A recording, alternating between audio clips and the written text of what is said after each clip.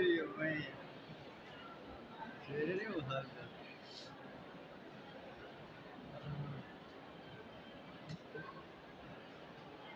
ਦੁਨੀਆ ਲੱਗੀ ਆਪਾਂ ਵੀ ਨਾਲ ਕੋਈ ਕੋਈ ਨਵੇਂ ਆਣਗੇ। ਥੋੜਾ ਸਾਥ ਹਾਂ ना थोड़ा साथ बात कर चलाइए तो किसी की ठंड चलो